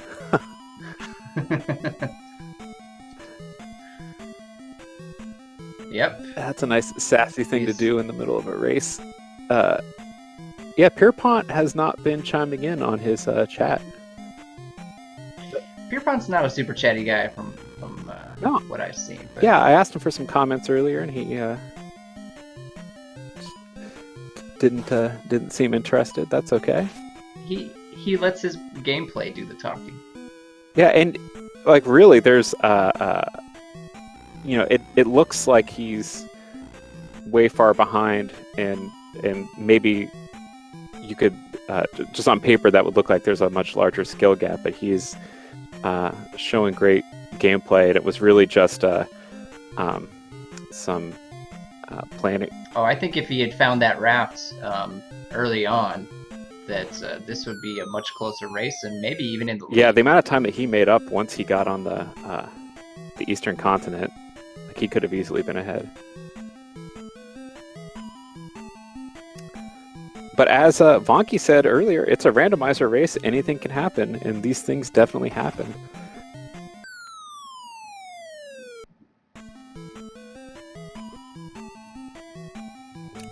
So Dig Shake, these bullets, someone who has played Zelda 2 Vanilla a lot would wonder where the hell these bullets came from. Yeah. You said it. There's a few things in the game that are in the code, but were not in vanilla for whatever reason. Maybe the developers just decided not to put them in, or in some cases it's actually a little buggy. And those bullets are one of them. The orange bird knights that you see also are not in the original game. They look a little glitchy if you look at them. The graphics are a little glitched on those guys, but and their HP is also glitched. They always take one hit no matter what. So. And it's interesting that did you say that for whatever reason they? Oh, here's Darklink. The bullets go diagonally when there's horizontal and vertical bullets. Yeah, that's another bug, which of course you don't see in the vanilla game because those things just aren't ever on in the vanilla game. I like it though. There's a couple things in the randomizer that you see that clearly are bugs, but benign bugs that I've decided to leave in for entertainment. So, looks like Vonkie is going to be the winner. In fact, he has... There we go. Congratulations, Vonkie. Finished up Dark Link. Finishes with a time of 1:39. Great time by Vonkie. Yeah, it's a pretty hot time. Especially considering he had to go dig that glove out of Palace 5. That's a really good time. Yeah, it's hard to know. Like, the times when people come out of these randomizer races, like, they don't tell the whole story because... You could have seeds that are just really fast that gives you everything you need right away and actually play pretty bad and still beat a time where you played excellent and just had a whole lot of items that were buried deep in the game. So the numbers don't tell the whole story. But I think that for the amount of extra work that these guys had to go through, that's a very solid time. Well, I've invited Vonkie into the commentator's booth here. Oh, please. Oops. I typed it in the wrong channel. Haha.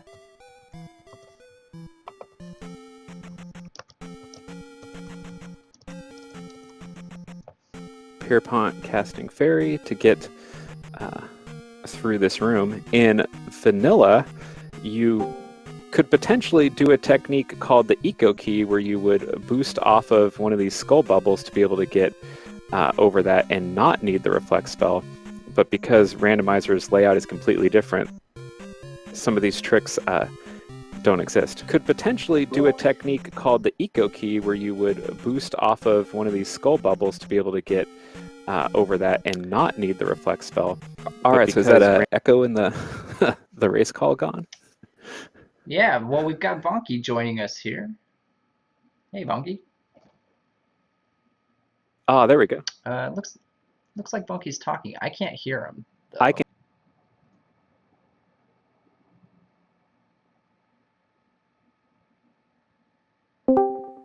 There. Yeah, well, congratulations on your victory there.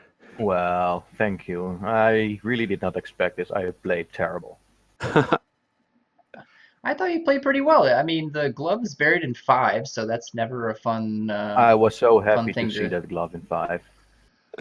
I was afraid it was in Death Mountain, and I skipped Death Mountain, and I was afraid that PierpontLempkin probably went there and got it, so that's what worried me a little bit. And then I made the mistake of taking Magic 4. That cost me a lot of experience and grinding, so I'm not happy with my play. Not at all. Well, Pierpont actually did go into Death Mountain, and he didn't find the glove, but he found the magic key, which helped him catch up a lot. He made a pretty crucial error at the beginning. He didn't find the raft for a very long time, and that ended up costing him the race, I think. Yeah, I think he went into Death Mountain 4 or 5 times and was really looking hard for the hammer blocked item, and it just ate up tons of time. What was under the hammer block item? I never went into Death Mountain. I got the hammer, but I never used it. I think it was just a jar or a heart container. Yeah. I was actually pretty happy with my Thunderbird fight, though. Yeah, you had a fantastic Thunderbird fight. Going in there with only attack 5. Yeah, sure, I couldn't get any higher. When I took Magic 4, I knew I made a mistake, and I knew I had to gamble on enough life and enough magic to survive. Yeah, for those people who haven't played a lot of Zelda 2 or Randomizer, going from when you get up to Magic 4, there's a really big spike in the experience that's required for Magic. So Magic 4 can really screw up your leveling. Yeah. I'm glad my mic wasn't enabled. You should have heard me yell. There were a couple times where I was thinking that Vonkie was probably saying some not nice things on his stream. But yeah, I did. I thought you played really well, though. I mean, you picked up the boots out of 2 like first thing, and that ended up being a nice little advantage for you in the early game. Well, I kind of mistaken level 2 for level 1 at the beginning, so, and I know that I'd wondered about that. I know when you enter level 1, there are plenty of keys you can grab and basically finish him instantly. So you must be really unlucky if you can't finish level 1. Well, it ended up working out for you because having those boots, always a good thing. But overall, yeah, well, attack 5. I'm pretty happy with my GP though. I took 1 loop and it was a pretty insane loop back to the beginning, so that was actually fun. And I was really happy to see Thunderbird right on the start. That means with attack 5, I had the chance to screw up and basically try over and over again. So that was pretty nice. Yeah, that's right. We see Pierpont actually entering Thunderbird's room right now, so he's not too far behind. Well, you can see him enter. I can't yet, but. So it looks like you're going to be taking on the winner of the Link 7s and Burb match, which is actually happening as we speak. So we'll know your opponent here. Because you kind of made a little bit of a static noise. Burb. Burb is who Link is playing right now. I actually know very little about Burb. He just I never heard of him. joined. If I was a betting man, I would bet that Link would probably take this. Link is a very skilled player, certainly, so he's got to be the favorite in that matchup. But Burb's kind of an unknown, and you never really know what's going to happen with those players. Maybe they've been practicing offline a lot. Maybe they have only played it twice. You just don't really know. Oh, I see. Dark Magician says that I pass on 2 free keys. Yeah, and Palace 6 on those rooms where you fall through. And there's the one little bridge in there. there's actually keys on the left side of the Yeah, room. but at that point I was so worried that I was so far behind that I actually wasn't thinking it. I was like, oh, rush, rush, let's go, let's go, let's go. And well, Not having keys actually slowed you down a little bit there. A couple times you had some trouble with that lava room in Palace 4, and then there were a couple times in Palace 6 where you were stuck because you didn't have enough magic. yeah, Or I kind of got myself stuck because I was reluctant to use up an A since I was still trying to get attack 6. And somewhere halfway Palace 6, I just decided, you know what, let's go to Grand Palace with attack 5. Let's see what happens. I mean, like when I first started this race, if I went in there with attack 5, I would probably never have gotten out. I can still see my first Thunderbird fight in front of me. Oh man, that was hell. I was on, I believe, 666. I was terrible at managing levels, and he had a ton load of HP and did a shitload of damage. It was not fun. yeah, managing levels, of course, one of the I believe it most was a important race parts of these you and randomizers. Yunus and Saver. You guys were done like 2 hours ago, and Saver and me were still struggling. Yeah, the first go through is usually a struggle. I'm aware that it's not a kind game to new players, but Indeed. the reward I think is very well worth it once you Yeah, I start think to this is one of understand how the it best works. randomizers that I've played. I mean, I like Zelda 1, but I like this one a lot more. Oh, thank you. Also, congratulations on your win, Dick Shake. Yeah, thanks. I had a good time this morning. It was fun restreaming, though. I'm glad I did it because there was no one else available. So I enjoy broadcasting these races, and I enjoy too hanging out with wonderful commentators like Joshy D. It's been a lot of fun. So, Aw, are there any shucks. upcoming matches today? We actually had 6 matches on the schedule today, so we're just getting started. There's 4 more matches on the schedule. One of them's happening right now. Alright, Link so versus you're done, Burb. I'm done. Link versus Burb, Kingdoll is going, and Yep, Scorpion Max versus Highlander. and then we're gonna see Simple Dude and Shiner face I off.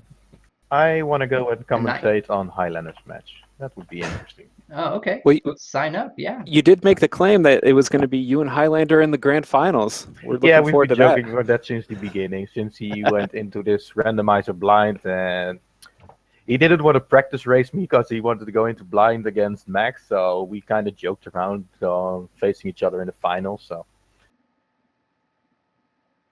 We do see Pierpont is just now getting to Dark Link, so he's going to be finishing up here very shortly.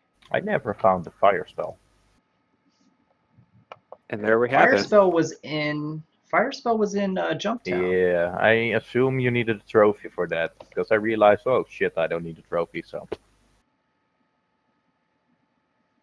Yep, and there we go. Pierpont finishing up with a time of 1:48.41. Not a bad time at all. Really, the story of that one was the raft. Yeah, I think if you were to subtract the 20 minutes he spent in Death Mountain, I he mean, probably would have beaten me because I was really terrible. I've played a lot. It would have been a much closer race if he lost minutes searching for that raft. Probably 10 minutes easily. I don't even remember where the raft was. It was actually very close to start in Medicine Cave. Oh yeah. It was one of the first things that you found, actually. So. yeah, I think Pierpont really did.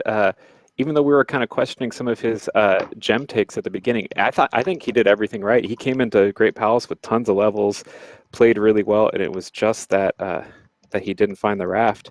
That's the whole story.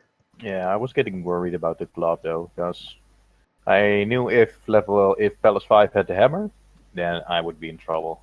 Because that would mean I had to go back to the Western Continent, smash rocks, find that mountain. Whoops. So I was really happy to see that plot.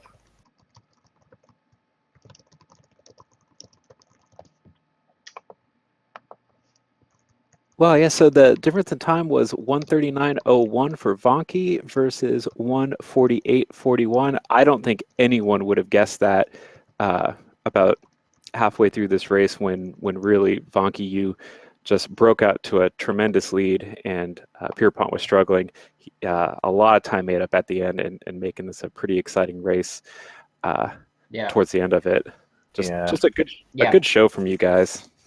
Yeah, I was like I said, I was really getting worried when I took Magic 4. That kind of threw me off, trying to save experience where I probably should have up and ate a lot, but that probably cost me some time. Well, I think that's kind of one of the things that happens in these races is that since you don't know where the other player is, if you make what you feel is a mistake on your end, it can really affect all of your decision making after that. Yeah, it Because really you could did. actually, like, you didn't know that you were still ahead and probably could have relaxed and grinded or did some things to kind of correct. But you know, if you internalize a mistake, you just, I have to go and try to make up the time that I lost. Yeah, I did have a feeling I was ahead in the beginning because I found the raft pretty fast and basically took a perfect timing on the eastern continent trying to explore there. I knew I had the boots, so Maze Island wouldn't be a problem if I was there to find 2 items. And I was kind of lucky that I also had Reflect, so if I knew that when I entered Maze Island, I probably could have finished Palace 4, and I did. Mhm. So I did have the feeling I was ahead in the beginning until I made that level mistake. Then I sort of panicked. I was like, "Oh, please let this be a easy Grand Palace, because if not, I'm screwed." Yeah, on the spectrum of great palaces, man, that wasn't really not too bad. That early Thunderbird is super nice, and then I think just there was one loop, but we didn't see a whole lot of screens in that palace. That was a really quick I one. was really happy about that because with Attack 5, the last thing you want to see is a lot of jumping and spicy chickens. Yeah, I think you fought one spicy chick, chicken, a billion hits. So I was like, "Oh my god!" but you I wrecked had a Grand Thunderbird. Palace. Yeah, I was really happy about that fight. I mean, I decided to take Magic 6, and I think that was a good decision. I could cast Shield, Reflect, and Thunder, so. Some people also cast Jump. I don't know. I think without Jump, he's a lot easier. I agree, agree. actually. I rarely cast Jump on Thunderbird. So. I had a practice race with Yunus. I believe it was yesterday, and I had a Grand Palace there, which I saw twice. So I'm happy that did not happen today. That one was really horrible. All right, So if we look at the bracket, here, we see Pierpont actually dropping down to face Rove, who I've been informed is actually not participating in the tournament. So he will actually take on the loser of the Link 7-7 Burb match. So that should be the interesting. winner faces Vonkie, the loser faces Pierpont.